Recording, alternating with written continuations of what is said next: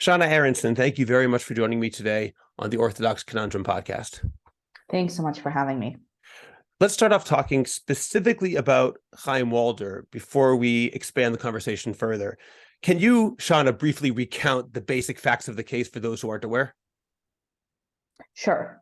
Chaim Walder was a very popular, that's really putting it mildly, author of children's books. The truth is, not only children's books, some books for adults as well, but he was primarily known for his work creating content for children, starting with the Kids Speak series, which was books where he would kind of compile, based on a radio show that he had, compile stories that children shared with him, just to kind of everyday and unique experiences that these children had that other children could, the idea being, could learn from and were inspirational.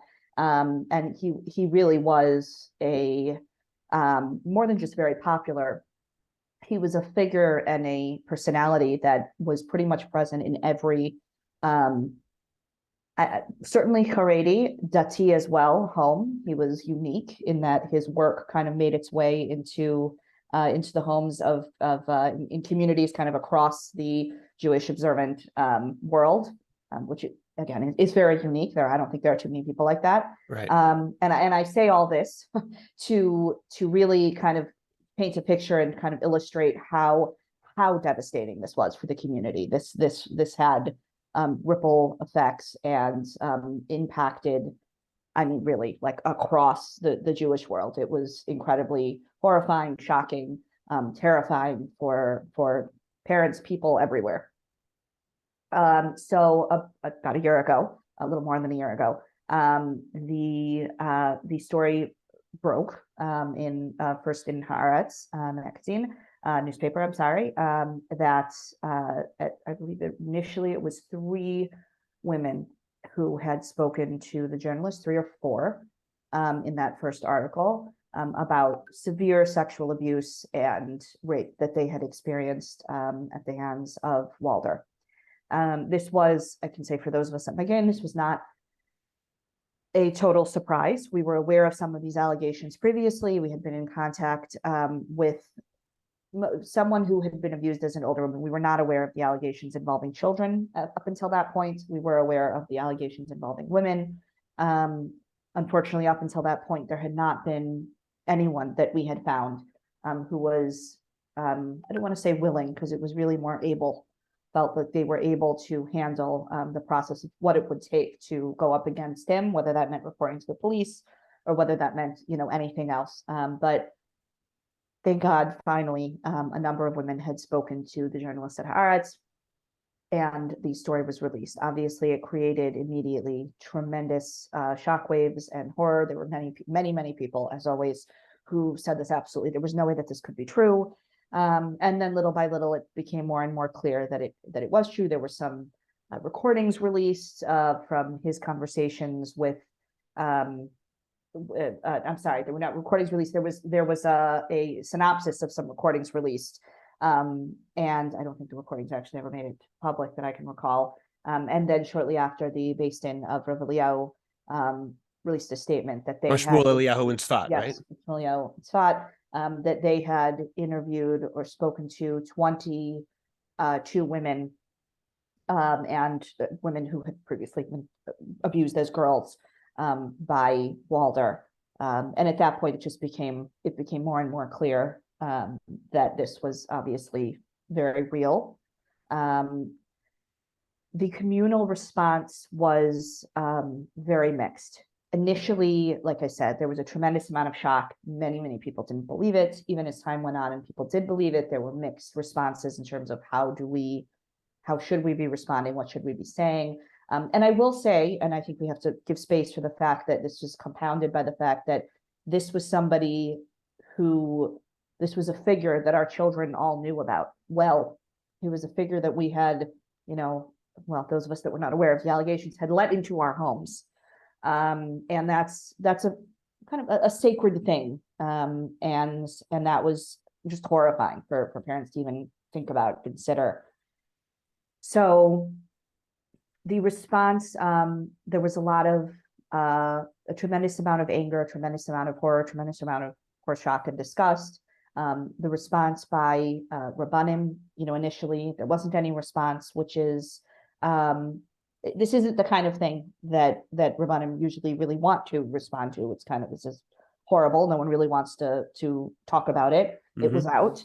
And then once the response did kind of, the truth is the response really blew up after the point where a few weeks after the allegations had come out, he committed suicide in a very, very dramatic and horrifying, not that there's any non-dramatic and horrifying, but particularly shocking and horrific way. He had shot himself at his son's grave. His son had died a few years previously of an illness. And of course, this was, just compounded the horror on so many different levels. Obviously, for the victims who wanted to have the chance to confront him, this was just another example of another way that he was taking that away from them. And then also the feeling like he in this final act managed to flip the narrative, where people were feeling sorry for him, which again was also so much more painful for the victims.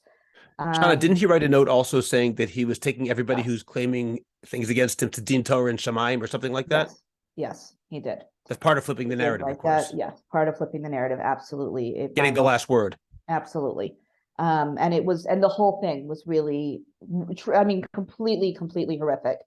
And there were some Rabbanim who came out at that point and said that Lashon Hara killed him. I think that and I can really only say, and it's pretty clear to me, even as somebody who stands so strongly on one side of this issue, very, very strongly on one side of this issue, that a lot of this was just complete shock. We don't like to think of our leaders as being human, but they are.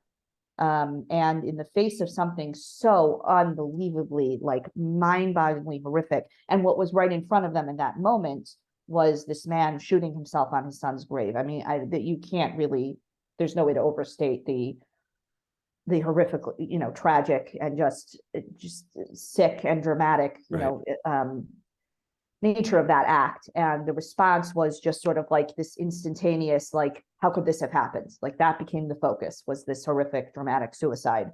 And that response was deeply problematic for a number of reasons. Number one, obviously, the message that it sent to victims, which I'll get back to in a moment. And that, the message was loud and clear and horrible. Also, the narrative around suicide of sort of presenting it as he had no other choice but to kill himself, which is just an incredibly dangerous message for us to be telling young people, because that isn't, suicide should never be the option. There are always other options, and there are always other ways that there are things he could have done. I'm not saying that he would have ever gotten back to his previous, that clearly was not going to happen. What he had done was horrific, and he needed to leave his positions, all of them. But this was not his only option, and giving that message to young people, to our children, that suicide is the only option after, you've crossed that's an incredibly toxic and dangerous message. So that was, and it was very difficult for many, many people, in so many different levels. The layers of this pain and trauma were, just so deep. And then a few days after this, after his funeral, which was a very also problematic for many, many reasons. It was, thousands of people attended the funeral. Some of the Hasidim directly referenced the allegations and said that these allegations had killed him. Implying they're false, meaning yes, not guilt killed him. Well, the allegations, the Lashon Hara killed him. The truth of the matter is it's an interesting distinction that I'm not sure really was always there. There were many people who didn't deny that he had done those things, but said that still the Lashon Hara killed him. When we dissect that, what does that mean? They're saying it's true, but it shouldn't have been talked about, or are they saying it's true, but it should have been handled differently? What exactly are they saying? I'm not sure, but the point remains that narrative of somebody else killed him which is not the case. He killed himself. He made a choice. It reminds me of those people I've heard who say, when they're caught red-handed, yeah, I did it, but the real problem is we can't trust each other, or something like that. Meaning, forget what he did. That's the minor problem. The real problem is the lashon hara that's rampant in our community, or something like that. Right. And the idea that, like, every time something like this comes up, obviously not on this level, but every time a case like this comes up and there's this discussion around, people start talking about lashon hara. Lashon hara is a problem. Lashon hara is a terrible sin. There's plenty of room to talk about lashon hara, not in the context of abuse. Lashon hara, the reality is that lashon hara has for years constantly and systematically been used as a way to silence victims. So bringing up lashon hara in the context of an abuse allegations is, under any circuit, it's just outrageously inappropriate and should not be happening. So that 3 days later, there was again tremendous another layer of shock and horror when Shifra Horowitz was found, a young woman who was a victim of Walder's, and following the funeral, which I will also add was widely broadcasted, everybody saw it, it was all over everywhere. And after seeing the tremendous, party almost that they made in his honor and his memory, could not take that pain, and living with that reality of the reality of her reality being so completely ignored, and she committed suicide. And that created, I can say personally, that was a very, very difficult night. I have dealt with a lot of very difficult things in our work. It was a dark night. It was very much a feeling. There was, I think, a feeling for a lot of people, victims and people who work with victims, like a feeling of going back so many steps backward, and why are we even bothering? Are we ever even going to be able to make a difference? And nothing we do is going to really be able to reach all of the people in pain that we need to be able to reach. And personally, that was a very, very difficult time after that. Just seeing that tragedy unfold in real time, and we know there are so many tragedies like that, but we don't always see them. They're not out there for the public view in a way that everybody knows about. This was truly horrific to watch and hear and see unfold. So that is the background of the Walder case. Yes. All right. So thank you for presenting that. And that raised a lot of issues that I think we need to talk about, because it has been about 11 months, I think, since Chaim Walder died by suicide. And everything else. And one of the first things I want to ask you, Shana, is you mentioned that initial almost knee-jerk reaction of some of the religious leadership saying that he died by lashon hara. And unless I misunderstood, it sounded almost like you were, quote unquote, defending them, meaning it was just an initial sense of shock rather than a thought-out response. And perhaps I misunderstood you. So do you think did they eventually come out and change their tune, or did that remain their narrative, that he died by lashon hara? Or have they changed their minds and said, okay, we misspoke initially, this is Chaim Walder's own fault, etc.? So I do think that it was a knee-jerk response, but I'm not saying that as a defense, because it's not okay to make knee-jerk responses on an issue that is so fraught, and when there's so much at stake.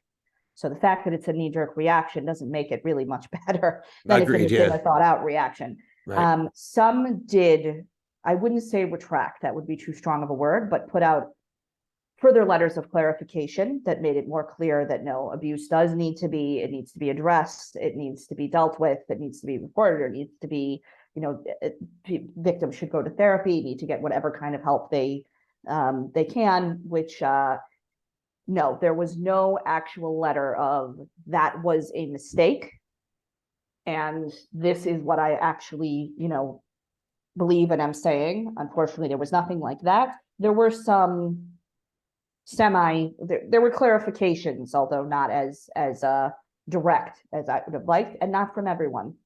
Some unfortunately took the track of, okay, well, let's just move on, and hopefully this will just be sort of a dark chapter that we don't have to talk about again.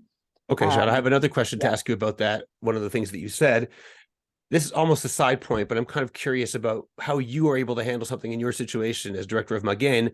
You said that to people in your position, these allegations weren't exactly a shock. You'd have been hearing about them for a while, even though women were not able to come forward. So there's nothing you could do about them.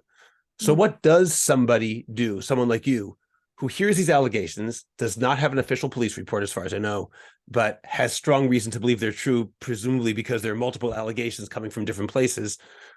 So what do you do in a case like that when people mention the name Chaim Walder? You have to keep your mouth shut and say, I can't say a word, or do you have to help people protect themselves? It's a sticky situation, I'm sure.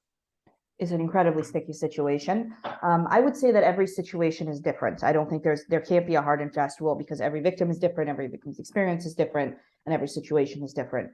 I can only say that we will do whatever we can to get it out. In this situation, one of the allegations that had come to us was completely anonymous. I mean, to the point that a man called from a blocked number, wouldn't tell us his name, and said his wife was raped by Chaim Walder. To this day, we don't know who that victim was.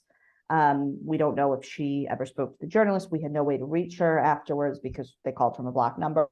They did call twice. They followed up a few weeks later, but again, would not tell us a single piece of identifying information. So there's absolutely nothing for us to do with that, other than the fact that we, try to live with it, because we strongly believed that it was true based on other information that we already knew, but there was like nothing. And we really did try. We offered to bring her to various different people, professionals, rabbis, to encourage her to be able to come forward. It was not happening.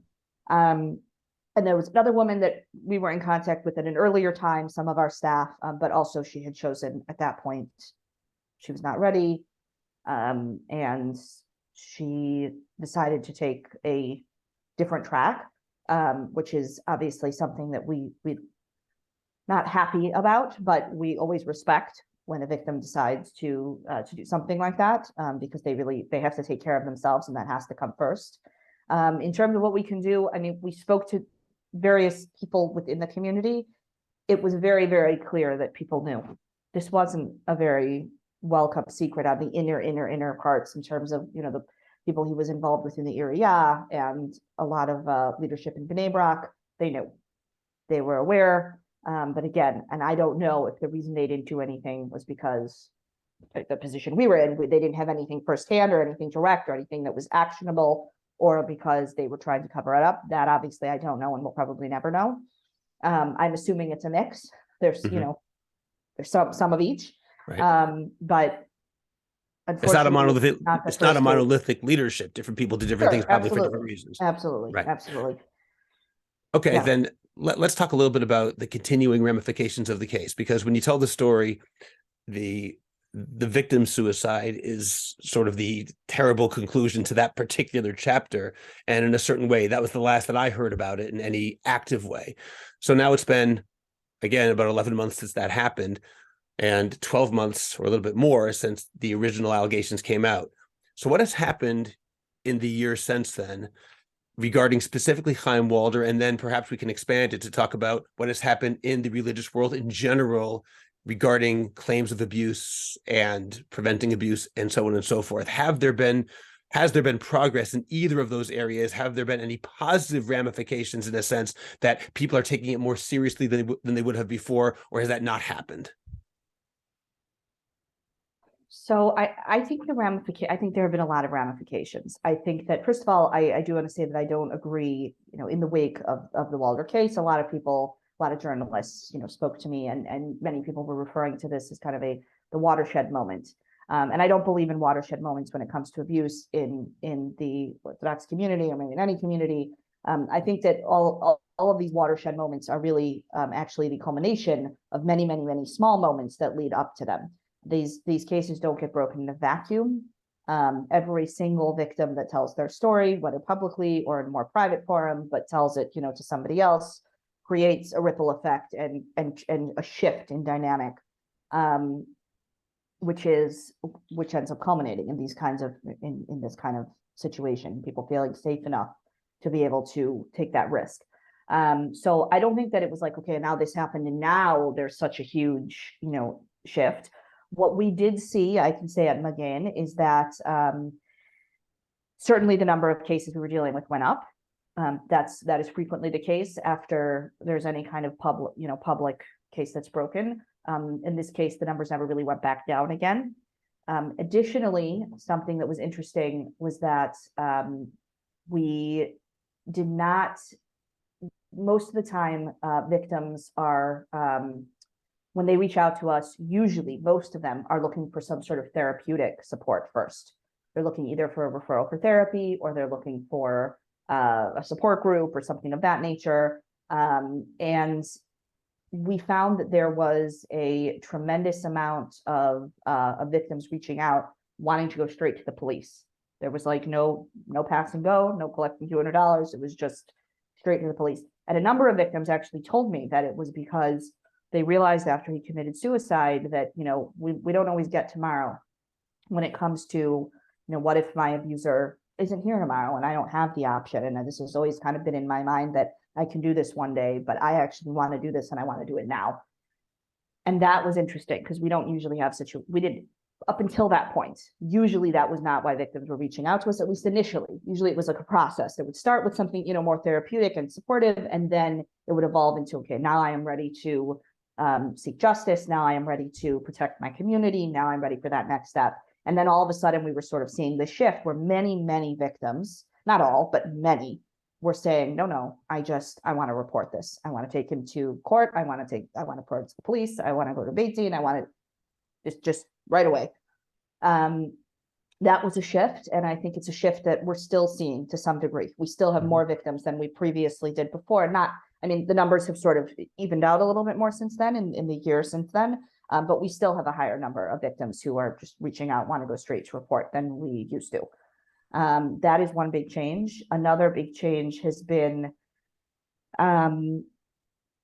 it certainly did raise awareness among the really insular communities that this happens by us. And not just that it happens, but it's possible for it to go on for a very, very long time without anyone knowing. So that, I think, there was a shift for many people. We speak to people who are like, yeah, I really didn't think, I always thought until then that if there was something like this going on, it would have been shut down. At some point, it wouldn't have gone on for years and years, decades and decades. So that, I think, there was a lot of learning that went on for people, a lot of, that was kind of an educational message, an unfortunate one, but important. And then aside from that, I think there was a breakdown on a communal level in the Haredi community. And that was something that was very difficult and very painful and very interesting for me to experience. I don't think I'd ever had before situations where in the wake of the case where I was getting phone calls from, either the McGinn hotline or calling me personally, from people. I remember several phone calls from Haredi Avrechim, like guys in Kolo, not victims from what they said. They're just guys who were so horrified and shocked and devastated by the response by the Rabbanim that it was traumatic. It was an actual trauma of like a crisis of faith. And right. And I was in this very, very strange position of needing to like give chizuk to these men, most of them actually, who were having this complete, like, these are people who have been living in Kiryat Sefer or Telstone or Bnei Brak for, learning in Kol for the last 15 years. And now they're like, I don't even know what I'm doing here anymore. I don't know. I don't understand what this community is. How could they have not cared enough about my children, about all of our children? And there was a tremendous like shaking of faith in the Rabbanim. And to be honest, Magen is a very non-political organization. We do not get involved in any politics whatsoever. The only time we will ever even touch politics is if there is a specific politician who does something that is harmful or good for victims, and then in which case we will comment it or get involved. Right, but that's not about politics. That's about the person. Yes, exactly. But I truly think actually that this was something, I was hearing all these political pundits talking about the shock that so many people had, where Gimel received so many, so few seats compared to what people were expecting. And I actually believe that there is something related. I think that we're seeing there was a breakdown in faith in community leadership. And people were no longer willing to vote where, and I don't think that was because of Chaim Walder, but just from my little corner of the world in what we're dealing with, I saw that breakdown of people needing to re-examine. And like I said, maybe hopefully come back to the community and to their leadership in a more thought out way, in a way of appreciating these people are humans. They are not infallible. We do not have Ruach HaKodesh anymore. And the idea that we do, the idea that there are, leaders who do, is actually not really based in Judaism. It's the antithesis of what Judaism really believes. But having to come back to it in just a more thought out way that my Rav is a person, and he also is a human who has feelings and does not know everything. He has his wisdom and his Torah, and I have to, come to that, but also understand that there might be crises that he is not equipped to deal with. And that doesn't need to mean that I have no place in this community. It just means I need to figure out where that is. We really saw that just from our little, just from where we are. And I'm going to come back to rabbinic leadership in a moment. And just for listeners who don't know, Gimel is the United Torah Jewry Party, the United Torah Jewry Party, the Haredi combination of two parties that ran in the Knesset elections and runs each time. I want to quickly read something else. You talked about how this isn't a watershed moment because you don't believe there's a watershed moment. There was a BBC article online published about 2 months ago by Yolanda Nell entitled, "Is this an ultra-Orthodox Me Too moment?" And she was specifically not talking about Chaim Walder so much as the death of Yehuda Meshi-Zahav, the founder of Zaka, who, after allegations came up however long ago, attempted to kill himself, was in a coma for a long time, and then died about 6 months ago or so in June. So in this article, I want to read something that Rabbi Aharon Boimel is quoted as saying. I don't know who he is. He's someone who's in the article.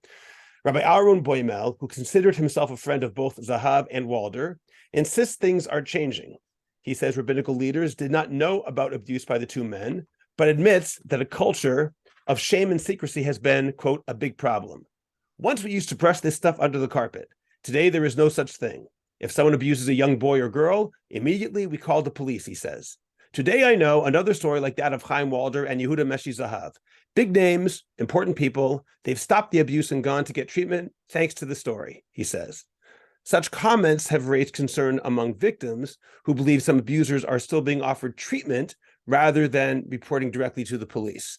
So I want to ask you, does this ring true, or does it ring or sound like apologetics to you? Do you think that this particular person, again, whom I do not know, is correct in saying things have drastically changed in terms of reporting things to the police, and nowadays it does not get swept under the carpet the same way it did before, or he says it all?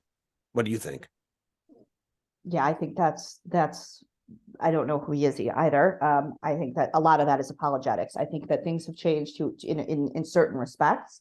I have heard even recently, just in the last week, a member of our staff had a conversation with a certain rabbi who runs a very large educational institution, and was discussing, well, obviously this individual did not know he was speaking to a member of our staff. The conversation was, anyways, and he was saying how the victims shouldn't go to the police, but you have to be very, very careful not to tell them that. You have to give them some amount of choice. But they should not go to the police. They shouldn't go to the police. It's better that they not go to the police. But we can't say that out loud. All agree that they shouldn't be going to the police.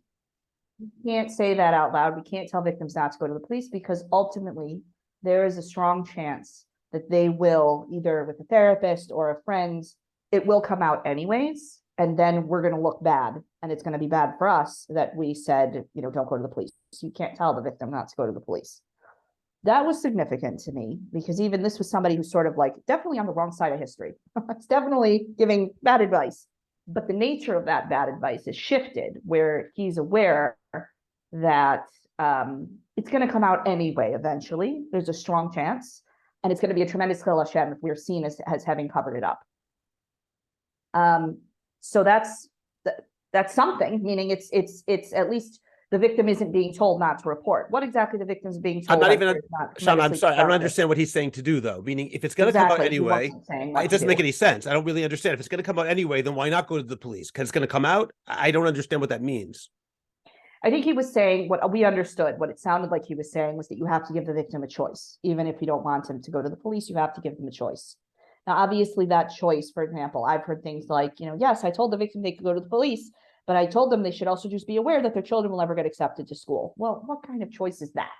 Means you're basically telling them to choose between going to the police and having any place whatsoever in the community. Now, that comment was actually made 10 years ago. Before any of this happened, but comments like that, where you're supposedly giving someone a choice, it's a ridiculous. You could do this, but just no, I'll shoot you in the head. Okay, what kind of choice is that? That is not a choice. But the idea here was that there was a very clear message: we can't tell victims not to go to the police because it will blow up in our face. Which is something. I'm glad there was at least that. What was he saying to do? He wasn't really. Seemed like he was very much actually trying to pass the buck. He didn't want to give an answer, which is still better than giving the answer of don't go to the police. He was saying, but why can't they go to the police if it's going to come out anyway? From their perspective, the person saying this, I know you can't read his mind, but why would he say don't go to the police? What's wrong with going to the police? Let me ask that. According to him, the police are very anti-religion and will do everything they can to take down the religious community. And this is just going to be ammunition for them. It's a very immature and self-centered way of looking at things. Like everyone in the world is just sitting around, twiddling their thumbs, waiting for the opportunity to stick it to the Haredi community. We're not that important. Nobody cares that much that they're all sitting around waiting to do nothing. There's no question that there are people in all different kinds of offices, whether it be government and otherwise, who are anti-religious. That exists everywhere. There's all kinds of people that are anti-everything, all different kinds of things. And yes, it is. And I can tell you that as somebody who supports victims in going to the police and represents and fights for those victims, we have dealt with some of that with police officers who make incredibly dismissive and just nasty comments to victims. Just because you don't understand someone's lifestyle or the choices that they make doesn't give you the right to judge them or take them down. So yes, that exists, but the idea that the solution then is not to not go to the police. Obviously, the solution is make sure you have an advocate. Know your rights, know that you can stand up for yourself and request a different detective if someone's being, and again, this is something that does not happen very often. These are situations that are few and far between. But I'm not going to, claim that, no, this never, ever happens. Okay.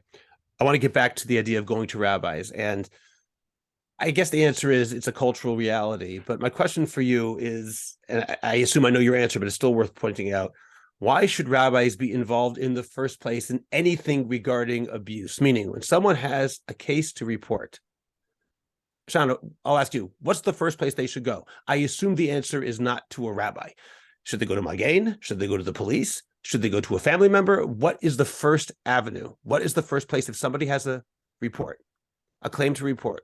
What do they do? So those are two different questions, Yes. And I'll answer. So I'll start with the second one first, and then go back to the first one. The answer to the second question is obviously the simple answer is, of course, go straight to the police. The reality is that the police can be the process of the police. It's not just a matter of going to the police. There's a whole process that entails after that initial meeting report, which can be very challenging to navigate. So as much as we will never tell anyone, call McGinn first, then go to the police. If you want to go with someone, if you want to know that you have an advocate, if you want to know, and it is in Israel, that is the right of every victim. In most Western countries that I know of, their victims have a right to bring some kind of advocate, whether it's a lawyer or just a victim's advocate, with them to the police station, which can be very helpful in sort of navigating the process. So yes, first stop should be the police. But if you want to have a quick stop along the way to get someone who can kind of support you and help you through that process, that's great too. Also, I will add to tell you where to go, because it's not always so simple of just go to your local police station. Sometimes it's better to involve social services first. Sometimes in Israel, we have Markaz Haganah. So if it's a case involving suspected abuse of the child, it's not in the family, that might be better to go there. So it can be helpful to call Magin or another crisis hotline to kind of give you direction just of which section of law enforcement would best be able to help here, just to kind of streamline things. Okay. So that's the answer in terms of where do you go first. What is the role of rabbis and why should anyone reach out to a rabbi? So I and we at Magin are very strongly of the opinion that we don't want to kick rabbis out of the area of abuse. Rabbis for certainly for many, many members of the Haredi community and many, many members of the Chardali community, the Dati community, are a very significant part of their lives. The rabbi is involved through all of whether it's significant parts of the life cycle as well as just day-to-day life. The rabbi is involved with many, many things. So telling someone that when they're going through quite possibly one of the worst periods of their life, they find out their child is abused, no, don't talk to your rabbi. I don't think that's helpful either, because I think you're depriving them of somebody who perhaps it could be or is a very significant part of their kind of communal, whether it be support or guidance. And I don't believe that cutting somebody off from that in this vulnerable time is healthy or productive either, at all whatsoever. There's a significant role for the rabbi to play in a supportive role. In other words, not telling them whether or not they have permission to go to the police. But someone who has, either was abused or strongly suspects that their child was abused needs to go to the police. That's the psak from most rabbanim at this point. And you don't need to, there shouldn't be any need to stop and get permission. It's not about permission. Once that has happened, the family is now dealing with this horrific situation. The Rav might be able to be supportive, whether it's in any kind, like I said, whether it's advisory or whether it's guidance or whether it's just support. That can be very significant. And we at Magen have had many times where we've helped victims go to Rabbanim. There's one situation that I always mention because it stands out in my mind, and it was so significant for this young woman. She had already gone to the police.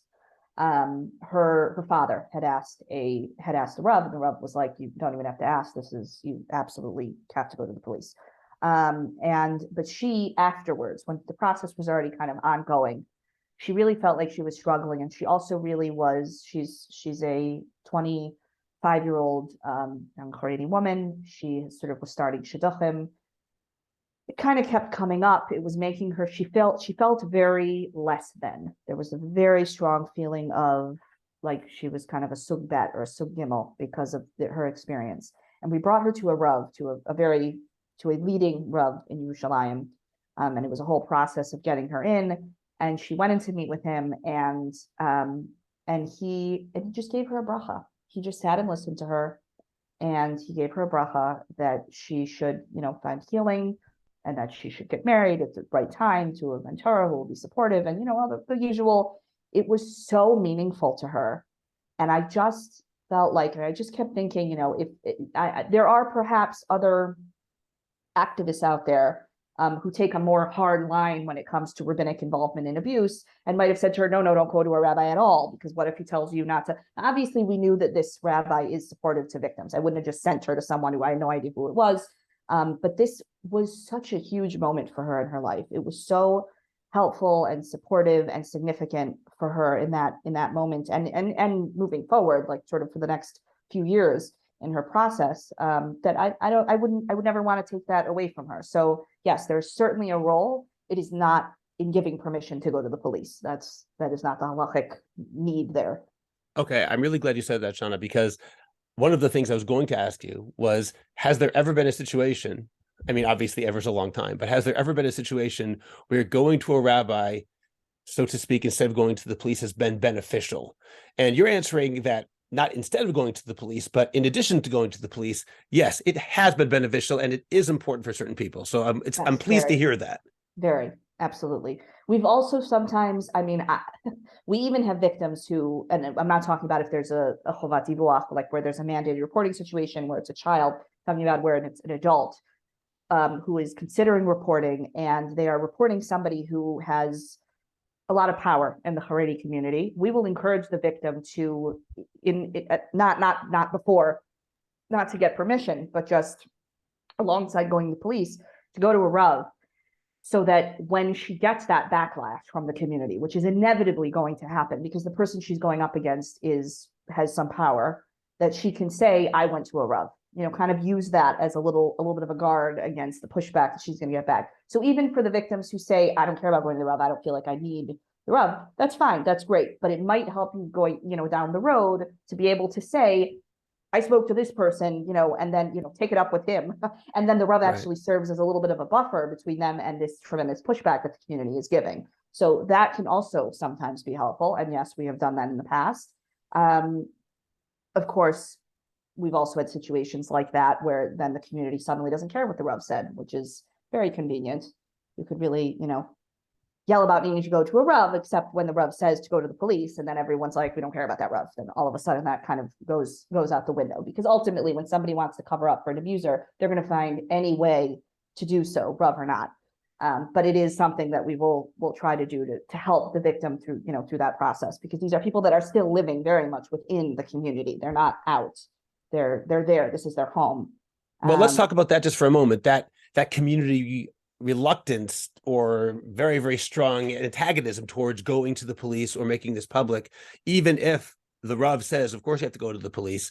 Is that coming from a perspective of we don't want anyone to think badly of our community? Is it coming from a perspective of it can't be true because those things don't really happen and therefore this person's a liar? Is it from the perspective of Chilul Hashem? Why is the community so strong at times in pushing people not to say anything publicly? I think it can be any and all of the above. I'm a big believer in the fact that, like, usually most of these things are just excuses, because if it's not this, it's that. If it's not Lashon Hara, it's Chilul Hashem. If it's not Chilul Hashem, it's you could have done tshuva. If it's not yet, when somebody wants to cover up for somebody who is powerful, and we don't, and the reason I think this is because this isn't unique at all whatsoever to the Frum or the Jewish community. We see this just what goes on in Hollywood, in politics, universities, any place where you have people in positions of power, and then people who are, look up to them, or you have this dynamic. So the Chilul Hashem excuse, the Lashon Hara excuse, these are all just excuses when it comes down to it, because because everybody knows halakhically, if there is somebody who is a danger to people in the community, certainly vulnerable to anyone in the community, but here we're talking about vulnerable people in the community, it's not Lashon Hara because it's absolutely l'toelas. There's no issue of Masira because this person is a rodeh. I mean, all of these things have a halachic basis, and ultimately it doesn't matter, because if you want to push back, you're going to push back. So that's why I think that it's just they are often just excuses. I do think that sometimes there's a tremendous lack of understanding around, the doing tshuva is certainly a big excuse that we hear. And something that I actually just had a conversation with a based in New York just last week about a certain case, about, whether is there any possibility this person's done tshuva. I said, the thing is, any person who is, any of us who are fairly normal and healthy as far as our predilections and whatever, our just sort of cognitive makeup, can't really wrap our heads around why someone would sexually abuse anyone, let alone a child. It's not something we can really process. And I usually tell people, I don't recommend you try, because will really mess with your mind. It's not something a normal, healthy person can understand. The closest thing that any of us can relate to that is the concept of Yetzer Hara. And I frequently hear people compare, hear at people Rabbanim saying okay, so this one is a Yetzer Hara to look at women, and this one is a Yetzer Hara to sexually abuse children. It's all Yetzer Hara. It all just sort of falls under this very broad umbrella. That's not the case. So, and therefore, sorry, to take the next step further, they deal with it the same way. Somebody is having a challenge with Shmir Seinayim, go to the mikvah some extra times, say whatever, I don't know, whatever it is that they tell people to do, and go about your life, and you do tshuva, and you daven and Yom Kippur, and everything's fine. And so therefore, just do the same thing when it comes to sexually abusing children. Just promise you won't do it again. Dunk in the mikvah a few extra times, say tikkun whatever, and that's it. And that's it. Then you've done tshuva. And we have to explain the shift of, no, this is not the same thing. This is about power and control. There is a highly addictive element to this behavior. It's not this person it's not that they didn't realize, or they should do a little bit better. This is seriously dangerous and illegal. They could go to jail, and they know it, behavior, and they're doing it anyways. It's not because it just hasn't occurred to them that they should stop. So now if you give them a new, they're going to be, oh, now I realize I shouldn't be sexually abusing people. I'm going to stop now. That's not how, and maybe he'll stop for a couple months if he can hold himself back. He's going to go back to doing it again.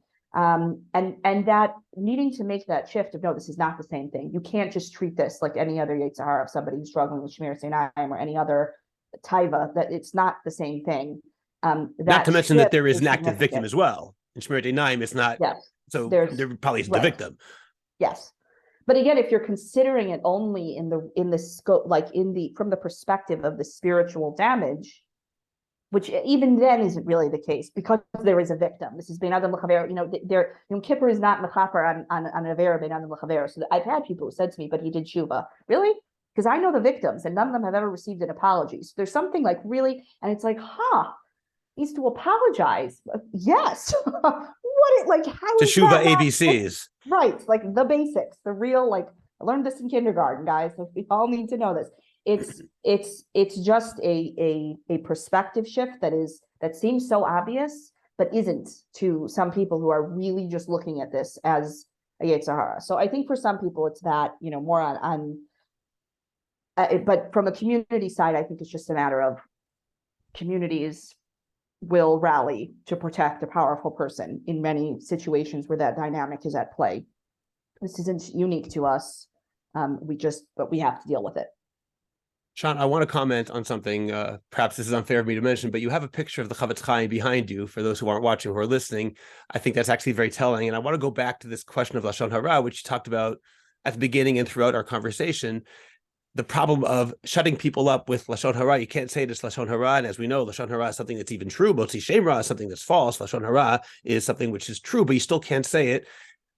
And what do you think people should do about this? Because it is a very tricky situation, which you indicated, when we're teaching our kids or even ourselves that Lashon Hara is a really, really serious avera. You should not be speaking Lashon Hara. And yet when it comes to abuse, of course you have to report it. How exactly do you thread that needle to allow people to keep the law of Lashon Hara? And I realize over here it's L'toelet, as you said, is for a benefit.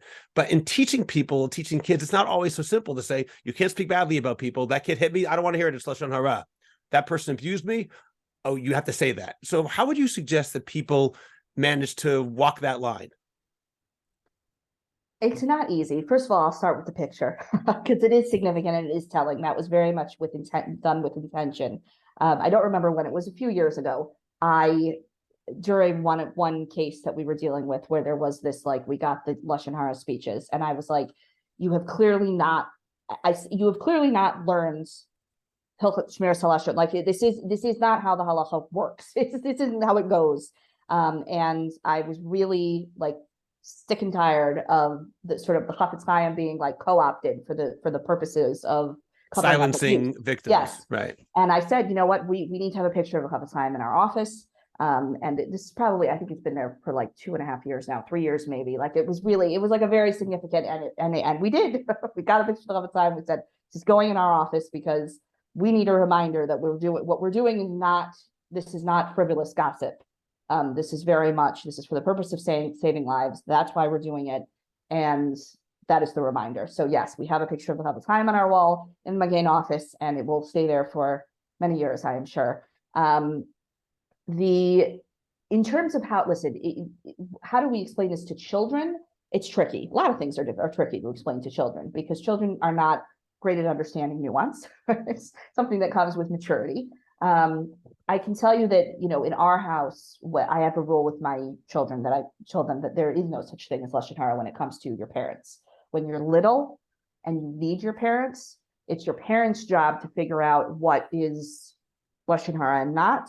You're not old enough to be able to fully understand that yet. So anything you feel you should tell your parents, tell your parents. I'm not saying tell your friends, I'm not saying tell everyone, but tell your parents or tell a safe adult. That's a rule that we have. Aside from that,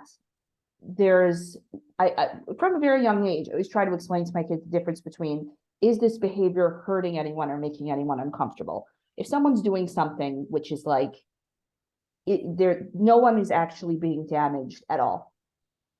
Someone ate an extra cookie, somebody, was picking their nose in class, their friend, no one's getting hurt from that activity or that behavior. And it's not, and you have to add to getting hurt, because molestation does not always hurt. Children do not always identify sexual abuse as being a hurtful behavior, because it doesn't always hurt physically. It often does not, in fact. So that's why we always have to add the uncomfortable as well. Or is it making someone uncomfortable, like feel uncomfortable? If someone's doing something that's really making you feel uncomfortable, tell us. That's the difference. And then and as they get older, they get it, just like every other tricky conversation. They get older, with maturity comes that nuance, and they get it. I'll just mention that with my own kids, a rule which I put into play maybe 15 years ago and has so far never proven wrong has been, if they want to tell me something, if the first word out of their mouth is somebody else's name, I know that this is going to be something which is not relevant. If it is not if the first word out of their mouth is I or something like that, then that is something I'm much more willing to listen to. If the first question is, my sister hit me, that's very different than I'm hurt because she hit me. It's a different sort of situation. Anyway, it's an interesting experience. But really moving on to something else, I want to ask you about a detail that we really didn't address. The fact that Chaim Walder had access to people. He wasn't just an author. He was, and I'm using this word carefully because I don't know, he was a therapist, or was he acting as a therapist? Was he licensed as a therapist? Even not licensed. He was acting as a therapist. Okay, and that's how he got access to some of the people whom he abused, correct? Yes. Is that specifically that fact that he's an unlicensed therapist? Is that part of the problem? Meaning the fact that in certain communities we send people to people who are not licensed, is that a problem in itself, or does it happen equally among licensed therapists? It does not happen equally. I'm not going to say that, first of all, yes, it is a serious problem, because even if you, and it's something that we deal with at McGinn constantly, because even if you put aside the sexual abuse for a minute, there are other incredibly damaging and inappropriate behaviors, things that go on with unlicensed therapists, just in terms of the tactics and the way that they work, or the lack of training, lack of expertise, lack of knowledge is really horrifying. I mean, there have been some really awful, so many awful stories that we have received with regard to the unlicensed therapists that people see in communities. I think that there's certainly sexual abuse is one of those issues, but I'm not going to claim that sexual abuse doesn't happen among licensed mental health professionals as well. It happens. There's actually been a couple recent cases that have come out in the news in Israel. A couple licensed, one I think was a psychiatrist, one was a psychologist, if I'm remembering correctly, who had sexually abused some of their patients. So yes, that can happen. And it's important to keep your finger on the pulse when you send your kids to any therapist. I'm not going to claim, but you can't really compare, because when somebody is licensed and they're following the regulations of their profession, which means they're getting supervision, which means it's a lot harder, not impossible, but harder to hide that kind of behavior. When somebody literally answers to no one and is working in a profession that by definition puts them right in the heart of people's most vulnerable lives, aspects of their lives, etc., you really have a recipe for disaster. And we have, I mean, I can't even tell you how many cases like that we have. We actually just recently, last night, again, we released a video that was created by a number of Haredi female actresses and producers, and they worked on this really it was a tremendous effort went into this video. And one of the things, it's a sort of a scene of sort of like a support group, and you can watch it if we finish. There's a number of women who are describing in somewhat vague terms, because this is for the very mainstream Haredi community, their experience of abuse, but it's more describing the grooming process and their feelings of confusion and discomfort and hitlabtut, sort of like not really sure what to do, that go on in these scenarios. And one of the things that I said to them when we were working on the script was, there needs to be a therapist. We need one scenario of a woman who's being abused by her therapist, because we get so many reports like this within the community that there was no way to put out something like this without addressing that. The boundary crossing, and the fact that people are not, and this is one major issue with the fact that because these people don't have internet access, these many people using these therapists either don't have internet access or have limited internet access. They're not Googling to find out information. Like, there are many people, even in the more open Haredi communities and the Dati communities, where you Google to check, is this normal? Is this something, before you go to a doctor or a therapist? And because they're not doing that, and because it's therapy is still something that's fairly taboo, they're not talking about it with a lot of people. And so they don't know that it's not normal. It's not normal for my therapist to offer me a bunch of free sessions. It's not normal for my therapist to call me late at night regularly to check on me. It's not normal for my therapist to share personal details about themselves or their marriage or their intimate lives in their marriage. It's not normal for my therapist to touch me. It's not, they do not realize that this isn't normal. They're told by the therapist that this is normal, and that's the authority figure there. So they're trusting them. And it, like I said, recipe for disaster. Yeah, I'm actually preparing another episode on the intersection or lack thereof of rabbinic counseling and proper therapy. And I think in that same way, you talk about somebody who is unlicensed and therefore there's no one above him to check to make sure that he or she is doing proper therapy. The same issue, of course, can come up with rabbinic counseling. We talk about going to rabbis, and a rabbi who is not trained in a certain area. I'm not even only talking about abuse, but simply not having the ability or the tools to handle certain situations. A person can come with a very serious issue of mental health, and the rabbi treats it as regular pastoral counseling, which he may also not be trained in. And it can be, I agree with you, it can be a tremendous recipe for disaster. And I'm sure the same thing is true when it comes to abuse by rabbis as well. I can say I have obviously a lot of conversations with many, many rabbis from all across the Haredi world in my work. And the greatest, it's not even respect, it's more than respect. It's real, like real deep respect that I have for Rabbanim who will say, this is what I can answer. This you need to ask a professional about, like a professional in this area. I'm a professional in this area. I remember going to my Rav once and speaking to him about something, and at some point he went, I don't know, I'm not a psychologist. And I have never respected him more of just the ability for any person to be able to say, this is not mine. This isn't my, I didn't train for 10 years in this. I trained for 20 years in something else.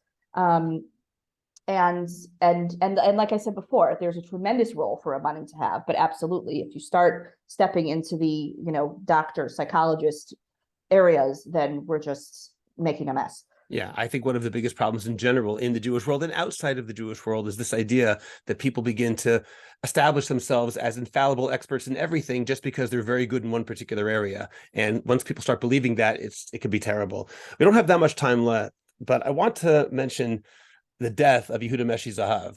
He had, we mentioned earlier, he attempted suicide, died the end of June, I believe.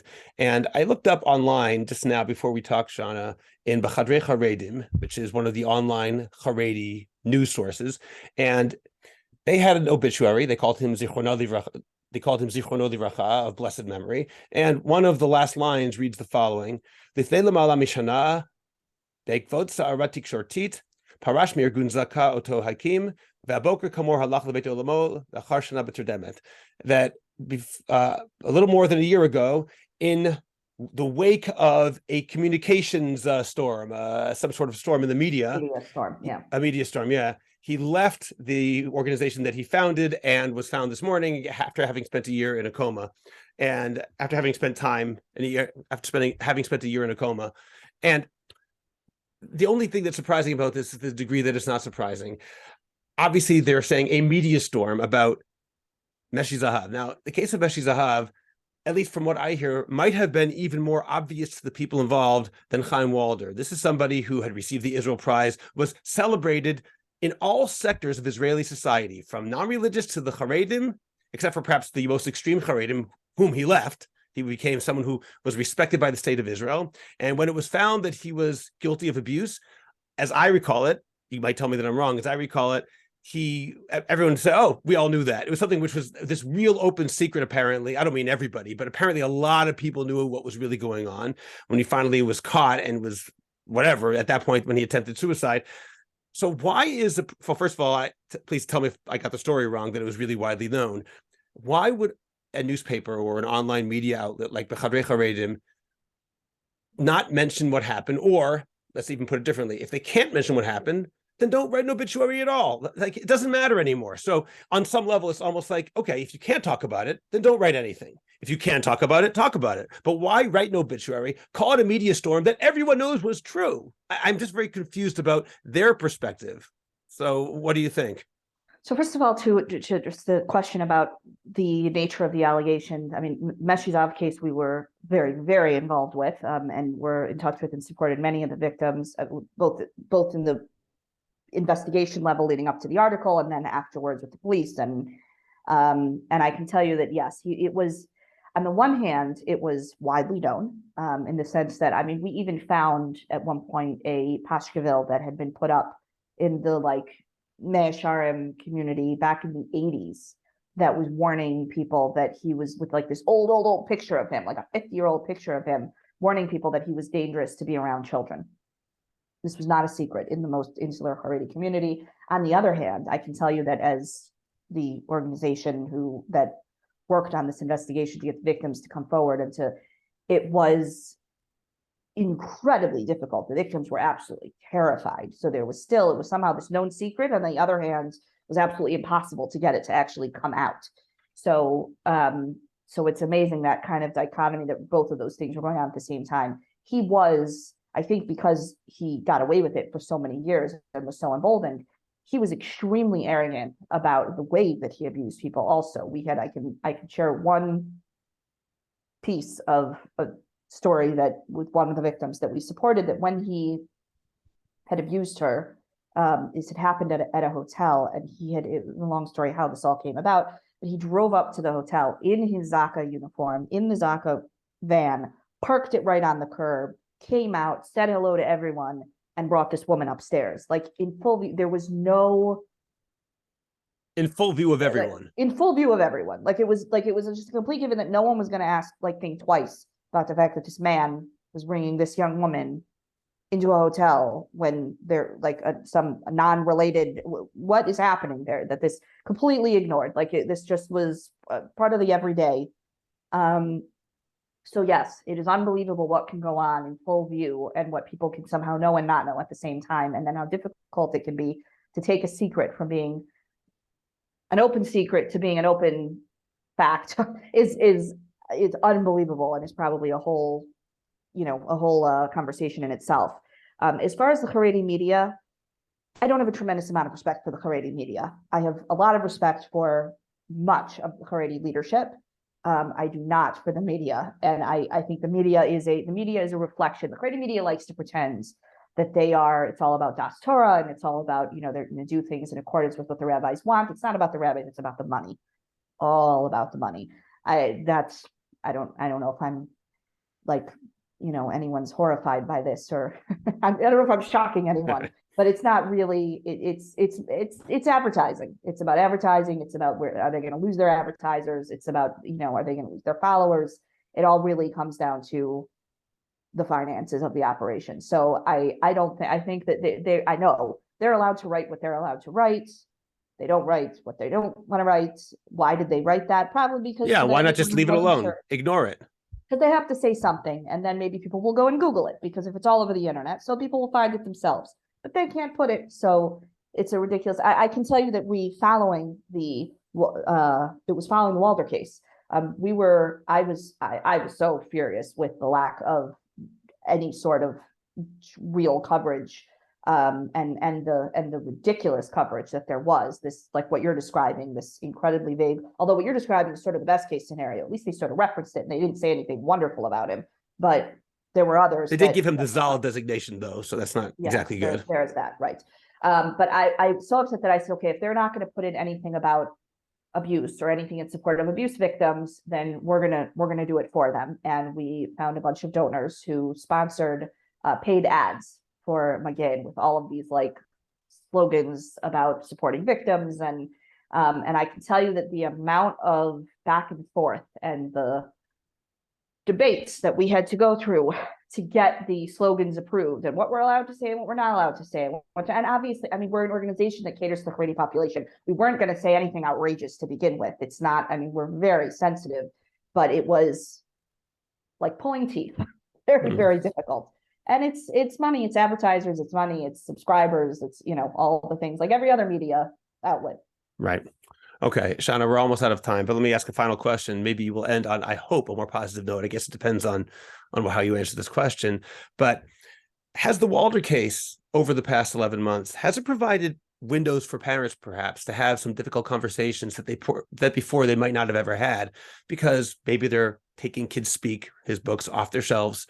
Maybe the kids heard about this and had to talk about it on some level. Has it provided an opening for more people than maybe would have happened in the past to talk about these things so that children will be more willing to discuss them should chas v'shalom anything happen to them? Yes. Yes. I think the short answer is yes. There's certainly been, I think that this obviously got shoved up in people's faces in a way that could not be ignored. And obviously nobody wants a case, to break in this way, and nobody wants that communal devastation. But when something terrible is going on, it needs to be exposed. It needs to be out there, because we cannot start to heal and learn until it's out there. So covering things up really does not, it doesn't help anybody. And again, obviously it's terrible that such a thing, had to happen. And I do make space for the fact that there is communal trauma when something like this happens. But ultimately, the victim's trauma has to come first. That is our first priority. That has to be at the forefront of our minds. We need to protect our community. We need to protect our children. And I think that this case breaking did kind of force the issue for people who maybe hadn't thought about it until now, or had tried to kind of ignore it, to realize that they have to. I'll share a story. A few months ago, there was somebody who called us, and I don't remember why. It was a man from Bnei Brak. He called. He was very upset because I don't remember why he was upset. He was upset about somebody had been talking about something, and he was calling because he didn't understand, why do we have to talk about this? Like, he understands fine if there are victims, we should help them. Why do we have to talk about it? And I said, we talked about that. I explained, why it's important to talk about why. And then he said that he doesn't understand. It's very hard for him to believe when these cases come out after so many years, because if it was really happening, obviously the children would tell their parents. And I said, why would the children tell their parents? Why would they think that they can? And he said, well, every child knows that they could talk to their parents about something like this. I said, you have children? He said, yes, Baruch Hashem, he has 5. I said, have you ever talked to them about abuse or anything related to abuse or anything? You brought up the topic at all to give them the message that they could speak to you. And there was just silence. And he said, no. And I said, so why do you think that your children would talk to you if something like this was happening to them? And he said, I have to talk to them. And that was how we ended the call. Right. And it's not the only phone call that we've had like that. And I think that is a message that people need to understand. You cannot assume that that your child's going to tell you something, or that anything is a given unless you bring it up. There's no safety in secrets. It has to be out there. That doesn't mean it has to be out there everywhere. Your child, not every, I think that scares people also, the idea that they talk about their abuse, it's going to be plastered everywhere. No, but you need to speak to the safe people, and it needs to be dealt with. Okay. Well, Shana Aaronson, I really appreciate your talking to me again. I always learn a lot when talking to you. So thank you very much. Thank you so much for having me.